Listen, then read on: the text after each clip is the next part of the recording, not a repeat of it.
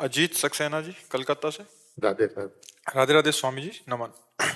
महाराज जी, पुनर्जन्म मिलेगा या नहीं, या किसी निम्न योनि ये तो यानी पशु जैसे श्वान शुकर ये तो में जा सकता है? अपनी छाती जानती है। यदि कोई वासना है और कहीं आसक्ति है कहीं भी, तो आना पड़ेगा। भरत जी चक्रवर्ती सम्राट पद त्याग कर, अपनी रानी अपने पुत्रों को त्याग कर गंडकी नदी के किनारे भगवान की प्राप्ति के लिए भजन किए। तो एक दिन गंडकी नदी में खड़े सूर्य भगवान को अर्घ दे रहे थे। इतने में एक गर्भवती हिरणी, जो बिल्कुल महीने पूरे हो चुके थे, वो पानी पीने आई।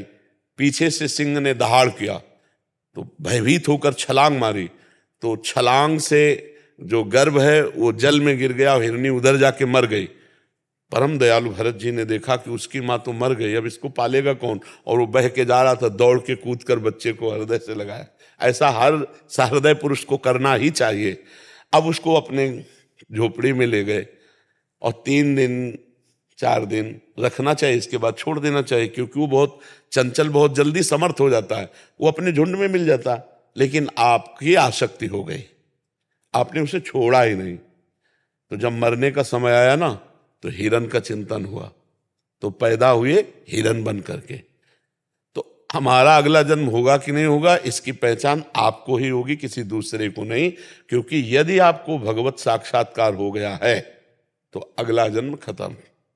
और यदि कहीं आसक्ति है, वस्तु व्यक्ति स्थान में, लेना देना कहीं भी आसक्ति है, तो आना पड़ेगा, इस जगत में आना पड़ेगा। इसीलिए कबीरा खड़ा बाजार में, सबसे पूछे खैर, ना काहू से दोस्ती और ना काहू से बैर। कोई ना अपना ना कोई पराया, सब भगवत स्वरूप, सब ब्रह्म स्वरूप, तो जीवन मुक्त हो गया। और अगर कहीं भी आसक्ति है, पुरंजन की स्त्री में आसक्ति थी, अगला जन्म स्त्री का हुआ। जहां आसक्ति है वही तुम्हें होगा। जब प्रबल आसक्ति हो जाती है, जिसमें प्रबल, तो कभी कभी आप देखते हो शरीर जुड़े हुए पैदा होते हैं, ऐसे कई देखे जाते हैं। ये प्रबल आसक्ति, अंतिम समय प्रबल आसक्ति, तो मानो दोनों के दोनों एक शरीर में जुड़ करके पैदा हो जाते हैं। आसक्ति ही हमारे अगले जन्म का कारण है। अगर ये आसक्ति नष्ट हो जाए और भगवान में हो जाए तो हम मुक्त हो जाए। ये आपको देखना पड़ेगा कि आपकी आसक्ति कहीं है, आपकी कोई इच्छा है। हम लक्षण बता देते हैं। जिसको कभी नवीन भोग भोगने की इच्छा नहीं है, पुराने हुए भोगों के भोगने की तृष्णा नहीं है, जिसका कोई अपना नहीं है, कोई पराया नहीं है।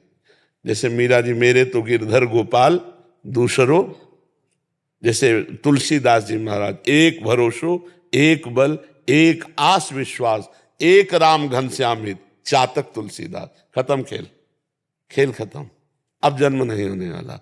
तो ये बात आपको देखनी। नवीन भोग भोगने की इच्छा नहीं, भोगे हुए भोग को तृष्णा कहते हैं। तृष्णा नहीं, और हमारी किसी से शत्रुता नहीं, अजात शत्रु, और हमारी किसी से मित्रता नहीं, ना किसी से मित्रता ना किसी से शत्रुता, सब में अपने भगवान का भाव और निरंतर भगवान का स्मरण। तो अब अगला जन्म नहीं होगा।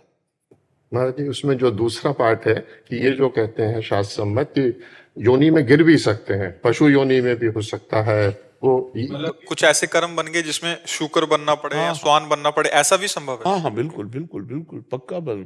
जैसे जैसे उदाहरण में है, इतिहास से ही उदाहरण दिया जाता है। महाराज नहुस अपने कर्म के प्रभाव से देवराजेंद्र बने, और वहां सची के साथ गलत आचरण करने की चेष्टा का भाव आया, तो फिर अजगर की योनि को प्राप्त हो गए।